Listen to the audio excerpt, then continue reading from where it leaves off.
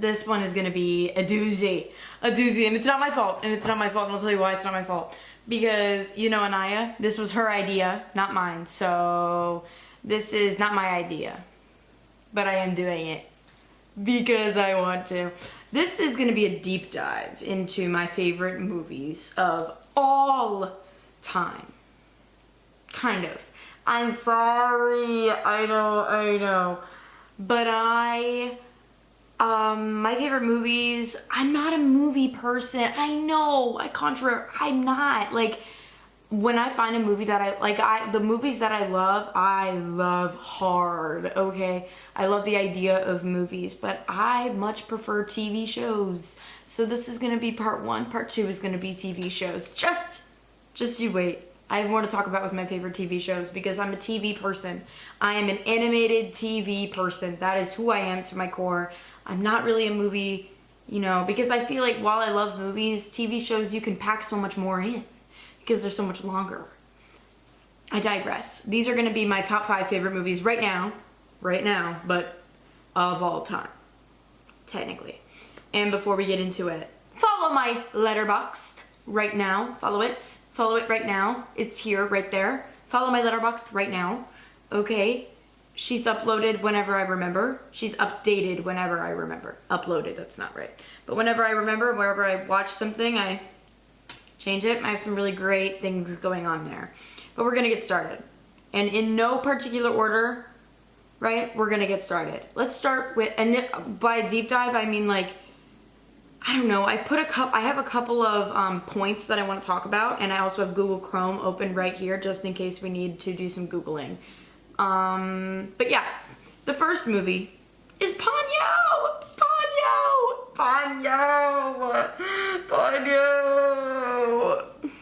My beloved film. I love this film. Now you see, directed by Miyazaki, of course, the Studio Ghibli king, the king of Studio Ghibli.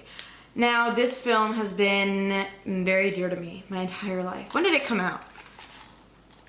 It is a 2008 film, which is actually very shocking to me. I thought it would be, I don't know. I wasn't expecting that. I was expecting like a little older. But yeah, Ponyo came out in 2008. I love this movie with every fiber of my being. Truly, it is a masterpiece of fiction, of animation. It's one of my favorites. I'll never bore of it. Now let's get into my points. The first point that I have that I love. Okay, my favorite Disney princess when I was a child, not anymore, but when I was a kid, it was Ariel. I loved her it was the mermaid elusive tail thing that I liked, I guess. But Ariel was always my favorite princess, right? Ariel birthday cake and everything. Ponyo is just a reimagination, a retelling of The Little Mermaid. It was just said differently. You know, this little ocean being comes into the real world and you see how their life is different. It's literally that. And it's retold so stunningly because they're babies. They're my babies. They're my babies. Sasuke is my baby. That's my baby, bro. That's my baby. His freaking mom is so hot. Let's look at a picture. Sasuke's mom, Ponyo. Oh my gosh. That woman is bad. That woman is so bad. She's so beautiful. I love this movie. This movie just makes me so happy. Yeah, and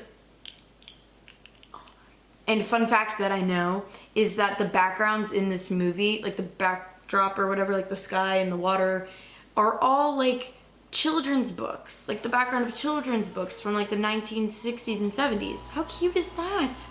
That's precious. That's actually precious. That's precious. And they used a whole other animation technique with water. I don't know how it works. Let's find out. Ponyo water animation technique. Right? Let's see.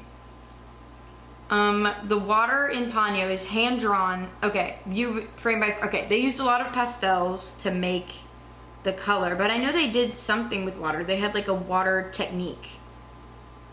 But I know they used hand-drawn stuff. What technique is used to draw? I'm not sure. But the fact that this entire film is hand-drawn, animation just blows me away. Like, I'll never be able to wrap my head around it. There was a minute in like sophomore year, freshman year, that I wanted to be an animator, and that was quickly shut down almost immediately because one, I can't draw like that. You know, like I can't draw like people. That would make animation quite difficult. I don't know if you noticed. And two, I have zero patience. Zero, none, nada. My patience is nowhere to be found. I'm not a patient person. So while animation's not really my calling, I'm quite obsessed with animated things. I'm quite obsessed. It is a deep, deep addiction that I have. This movie is one of the best animated movies I've ever seen. Along with Princess Mononoke, that movie, wow, blows me away. With the animation and I won't get into it. I won't. But I could, but I won't. You know, I could, but I'm not going to do that. But like Children of the Sea, that's another fantastic. That's another really, really good movie with really good animation. It's like water. I don't know. It's the way they animate like the ocean, like Ariel, the Little Mermaid, dude. It's the way they animate the ocean, because the ocean, and like Moana even, because the ocean for everyone is interpreted differently, because it's a character in all of these things, you know. It's a character in Ponyo. It's a character in The Little Mermaid. Like, the water is its own character, and the way that people and so many different directors are able to interpret it differently and give it different personality traits. It's freaking water. It's the freaking ocean. But it's characterized differently. How does that happen? I don't know. Because animators are gods. Animators are gods. Moving on. I also just wanted to touch on 3 different scenes that have stuck with me my entire life, and I've never been able to quite get over. The first one being the ham scene, or like the ramen scene.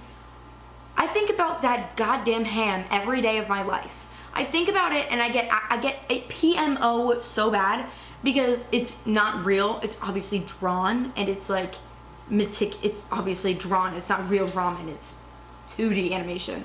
But it PMO that I'll never be able to have that ramen. You know, like you could look up pictures of like Ponyo inspired ramen. It's not right. Like, it's real life and it's not the same. And it PMO. I want that ham so bad. The second scene is the bucket scene in the very beginning. This scene just makes me emotional whenever I watch it now, because it was just such my favorite thing. It was just my favorite thing when I was a kid, so watching it now just makes me emo, right? Like the green, was it a green bucket? I hope so. Ponyo opening scene.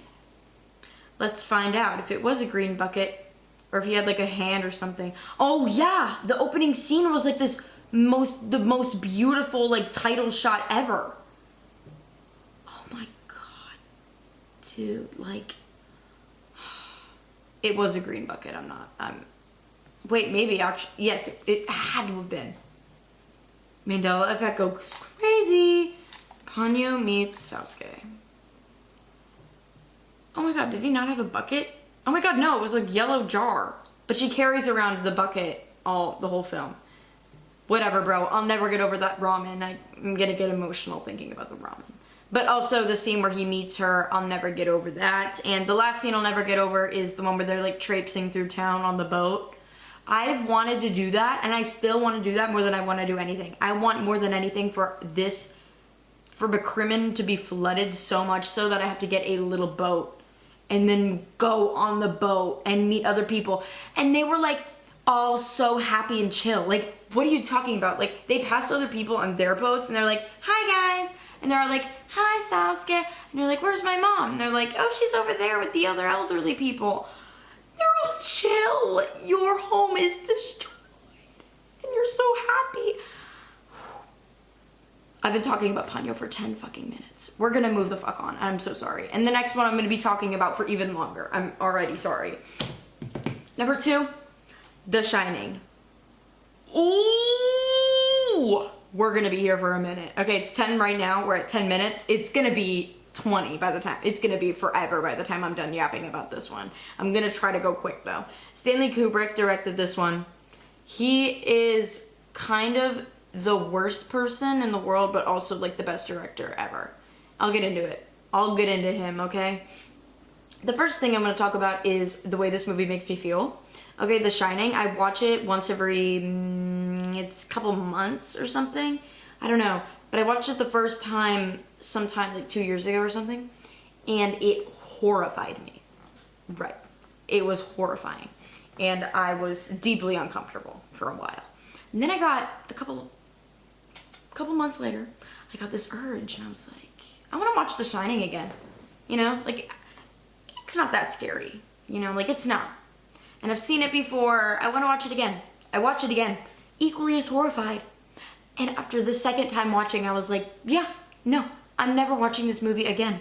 This is just disgusting. Like, I'm so afraid right now. Couple months later, I got that craving again. That, ooh, I kind of want to watch that movie craving. Guess what? I watched it again, and after I turned it off, I was like, damn, I remember why I don't want to watch this movie again. This movie is so scary. And here we are. That was a couple months ago. Here we are. I have the most intense craving to watch that movie again. Like, it is gross how much I want to watch it. So I'm reading the book. Bree's reading a book! Can you believe it? Bree's reading a book and she's reading The Shining. That's the book she picked. I'm so excited. I'm reading it. I'm on page like 130 already, and woo, is it good. Oh, it's good. They just arrived at the Outlook, so I'm so excited. I can't wait for them to lose it. Sorry. But I wanted to sit down and think about this, and I was like, why does The Shining scare me so much? You know, because yes, it's scary. It's a horror movie. It's one of the most renowned horror movies ever. But if you really think about it, it's not that scary. And it's not. It's not that scary. Like, it's just about a guy who goes crazy and tries to kill his family and fails. Spoiler alert. He fails. So it's not even scary.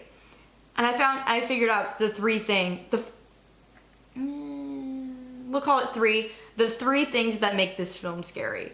The first and foremost, the thing that makes this movie so scary is the music. And I learned that they filmed most of the scenes in silence. But not silence, but like, they filmed most of the scenes without music, with no intention of adding music whatsoever. You know, like the scene where Jack and Danny are talking in the room and Jack's like, come here, kid. And they're like sitting here and he's like, do you like it here?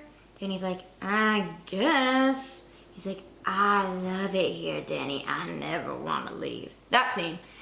They did that in silence, and Kubrick was like, yeah, good. Send it to the final cut. And this one guy's like, maybe we should add this score on top. This like random score. And Kubrick's like, no, it would fit weird. And he's like, no, trust me.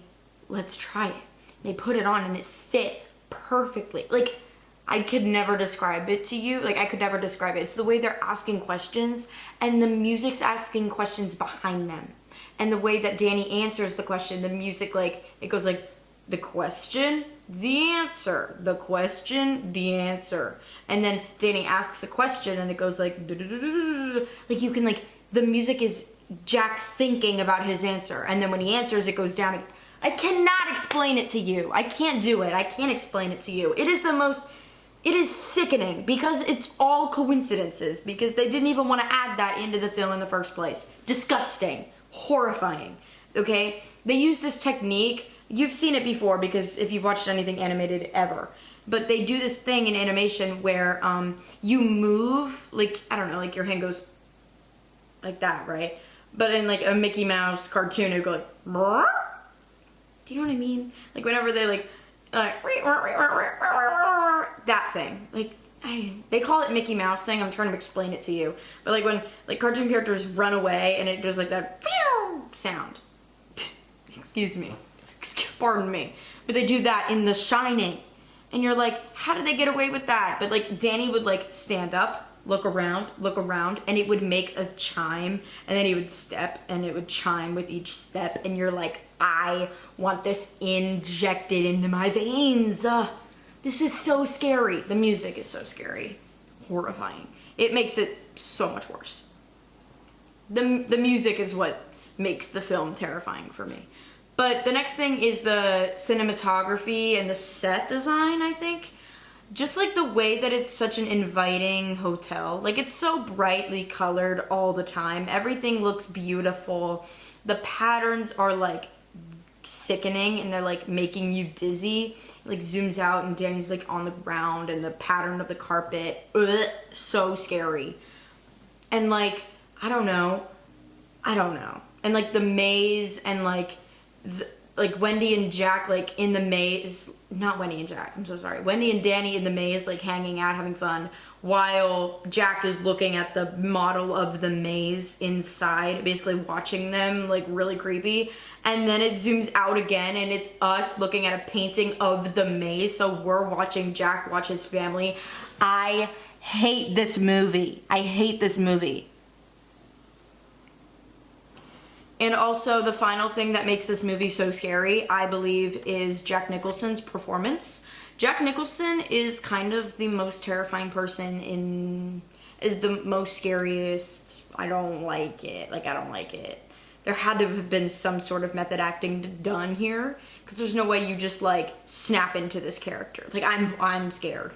Someone help me, I'm frightened, bro, I'm frightened. That being said, let me talk about Shelley Duvall for 5 seconds. I'll be done shortly. I'll try to keep it brief with Shelley Duvall, my rant about her. She died recently this year. I am sick to my stomach still. I've never mourned like a celebrity the way that I mourn this woman. Like, oh my gosh, I mourn her every day. Without her, this film would not be what it is. And she won like worst actress or some bullshit. That's bullshit. She made this movie as good as it is. Without her and like her complete charm, she's so understanding and she's so kind and she's so compassionate. And her terror is real because Kubrick stressed her the fuck out on set and like pushed her to her goddamn limit every single day. And she was exhausted by the end of filming. Everyone was making fun of her constantly. And Jack Nicholson did nothing to help because he's kind of a psychopath. And she, like, I don't think she ever recovered from the way that she was treated. But she literally forgave everyone because she was like, I saw the movie and I gotta say it was fantastic. I'm like, Shelley, you're beautiful. Wendy Torrance made this film. So that was my tangent about that. Also, what's really interesting that I love about The Shining is the conspiracy theories behind a lot of it. Like, I'm gonna just name them really quickly, but there's a conspiracy that Stanley Kubrick was involved with the moon landing, and The Shining basically confesses to it. That The Shining is sort of a metaphor or like I forget how they called it, like an homage to a Native American genocide. That there are secret codes, like when it says all work no play makes Jack a dull boy. I forget what it is. I forget that line, but that like written over and over on the paper is like a secret code for something. I don't know. That there's like that Jack is a time traveler. Crazy bonkers stuff. But the fact that none of it can be confirmed and none of it will be confirmed makes the movie better. Like when there's mystery after the movie's over that you'll never get, then it's a good movie. Like The Shining, like you don't understand The Shining. You don't understand it. Is it paranormal? Yes. You don't know. Is it just schizophrenia? Yes. But could it be a kind of paranormal? I don't know. No one knows. That's why it's so good. That's why it's so good. It makes you think. It makes you question. It's so good. It's so good. The way they use foreshadowing is just so delicious. It's so delicious. In the book, not really in the movie. In the book, it's really good because red rum is stated as early as page 21, I think it is. That is the first time that Danny sees red rum. And you're like, what does that mean? Of course, I know what it means. I've watched the film many times. But like, if you just are reading the book and you're like, red rum, what is that? Danny doesn't know what it is. You don't know what it is. Only Tony knows what it is. And what the fuck is Tony? No one knows what fucking Tony is. I do that. That's one of my favorite bits with my family is going, I don't know. I'm a tolerance. I do it with my family. And give me 5 seconds. This is our seasoning. This is like a seasoning that it's like salt that we put on top of all our dishes. We named it Tony. I don't know why, but like, this is my Tony. This is my Tony. Like, I'm just trying to show you how much I love this film. I got a text. Ooh. Okay, cool. An email was sent. Moving on.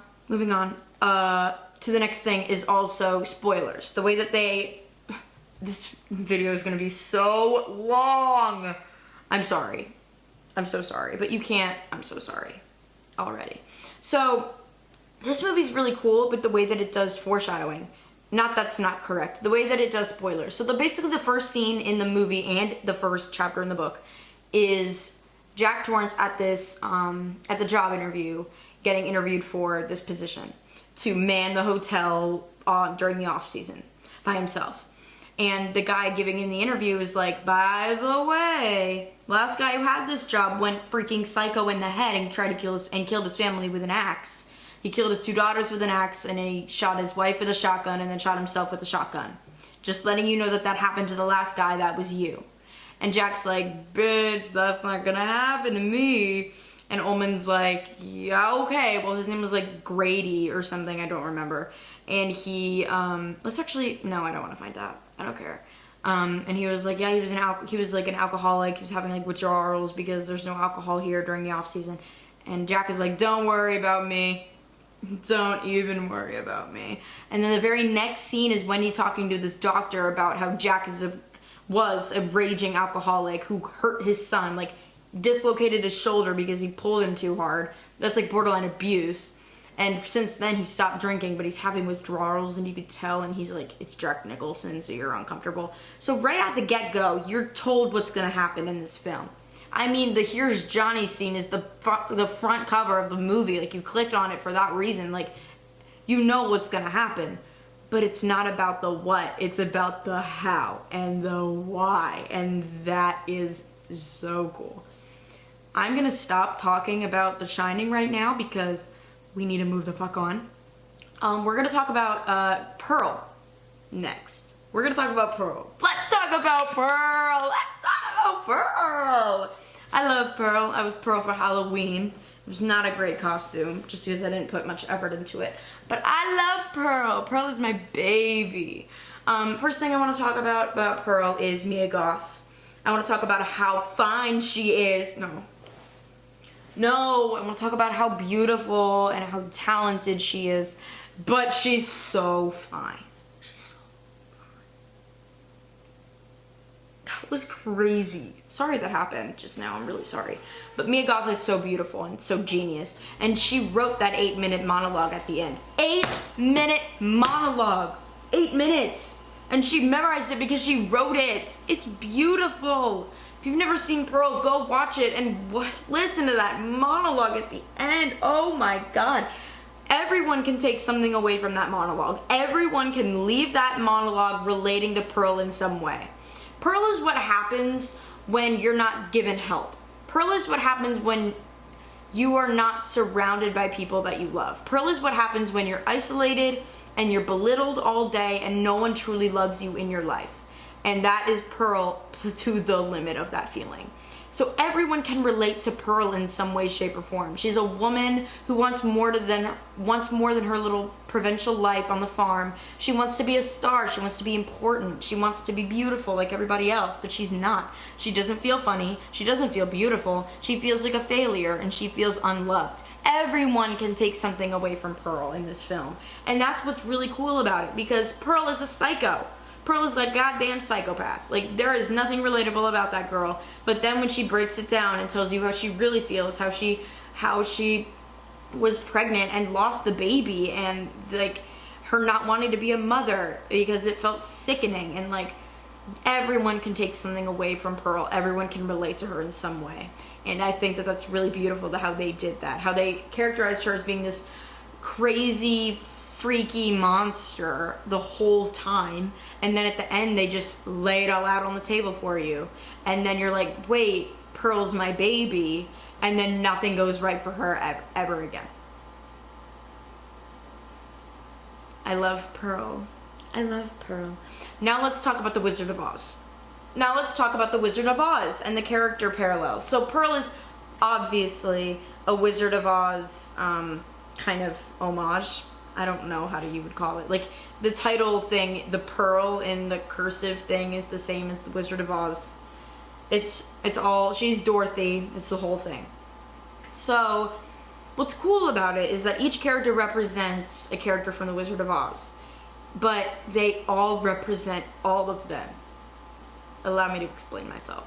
So we have a literal scarecrow that she humps. Okay, we have that scarecrow, but you could also argue that the projectionist is the scarecrow because he got stabbed in the head with a pitchfork. The brain stabbed in the brain with a pitchfork.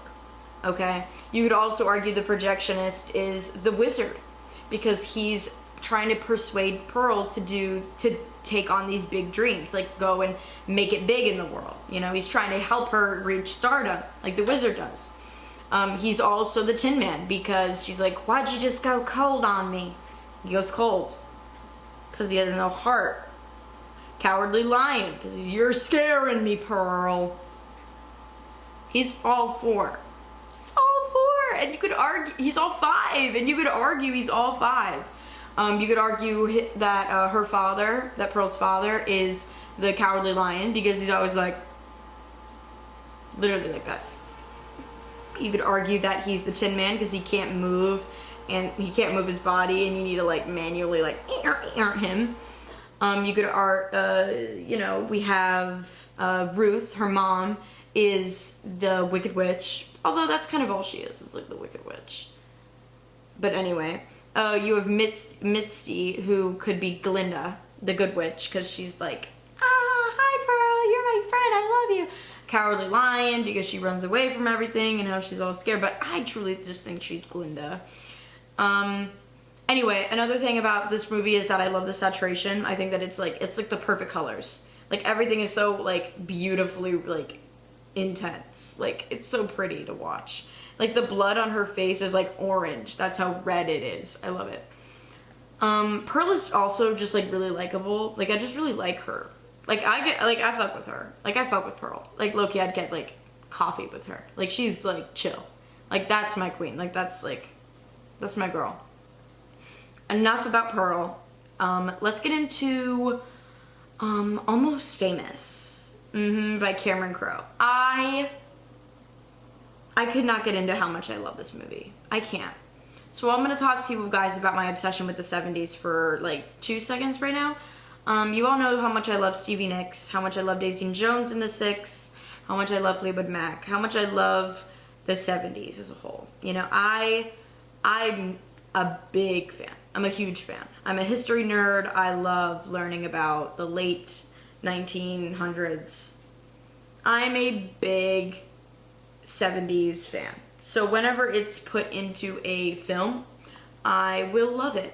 And if you know me at all, you know that I wanted to go into journalism for a long time. I wanted to go into journalism for a while.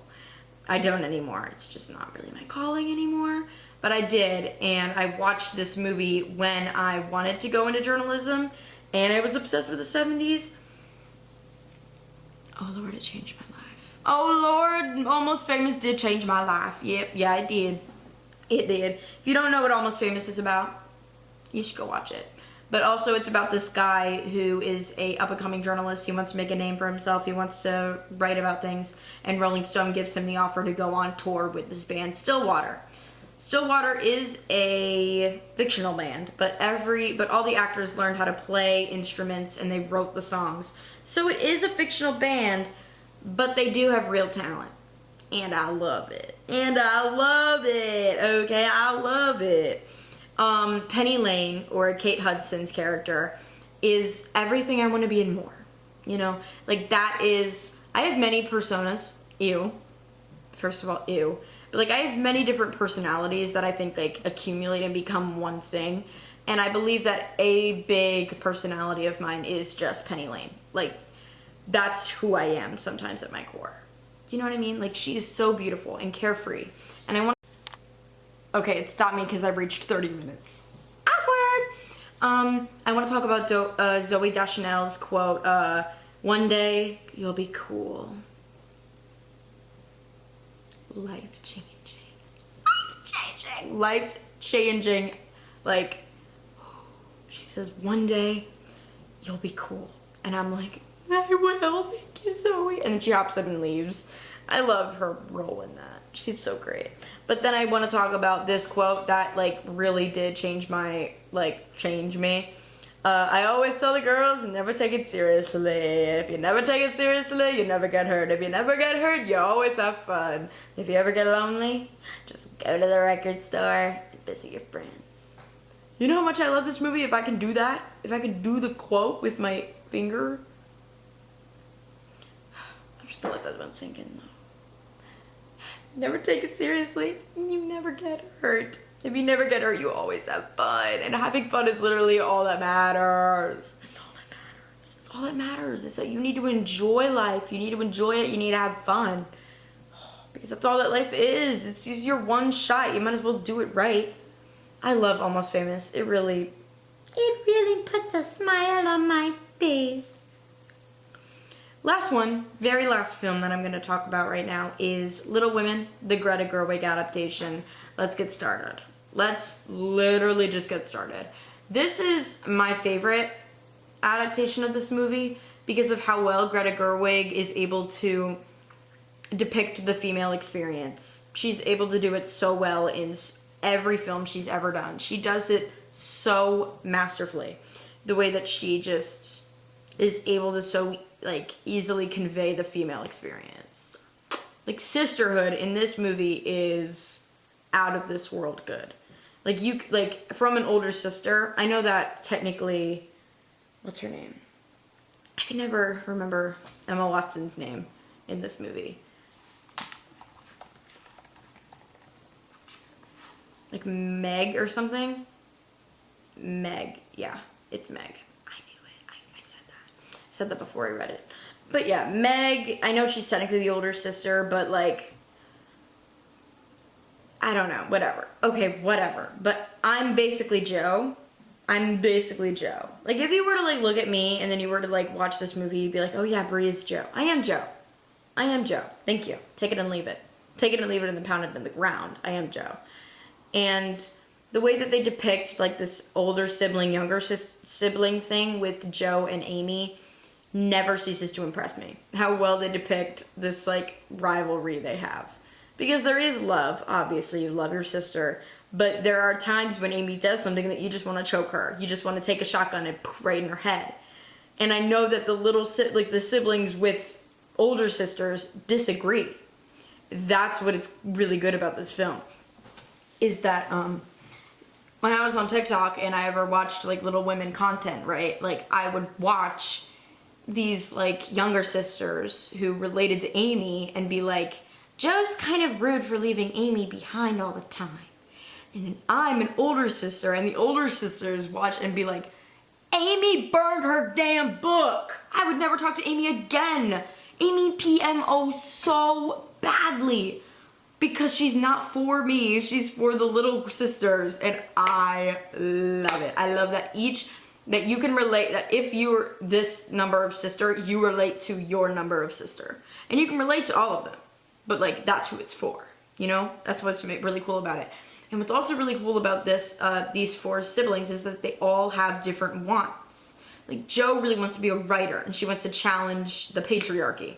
Amy just wants to be loved and Amy wants to be loved by everyone in her life and she wants to make a name for herself.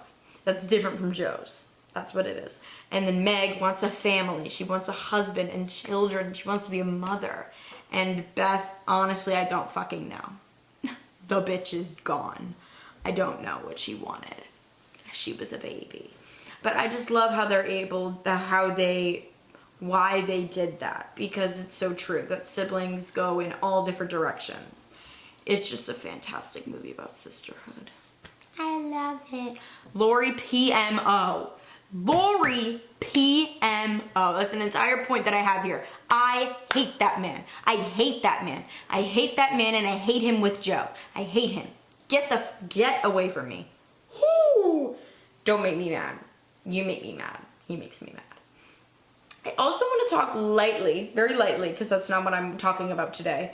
But I want to talk about how the alleged representation of sort of the sapphic elements in this film. Now, hear me out here. There are a lot of people who headcanon that Jo is a lesbian.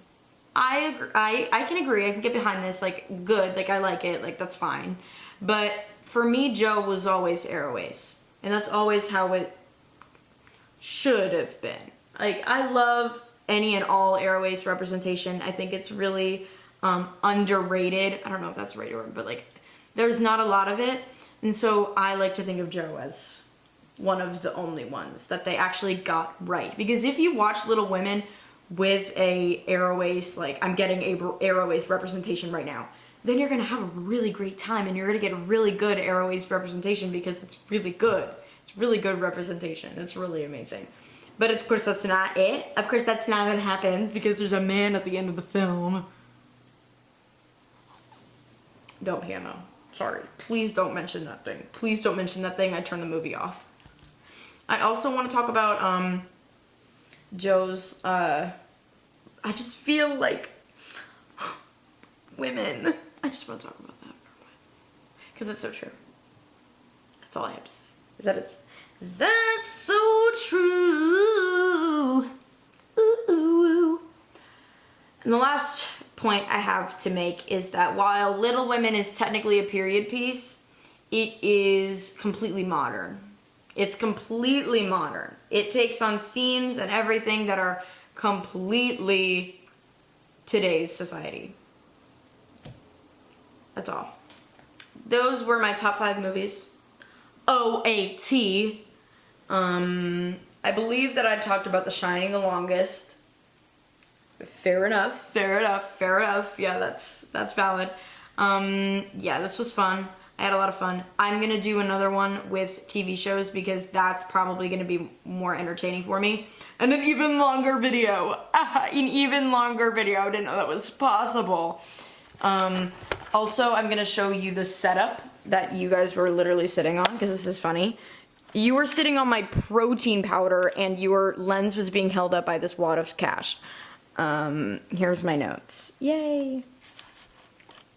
Bye then. Bye. Bye.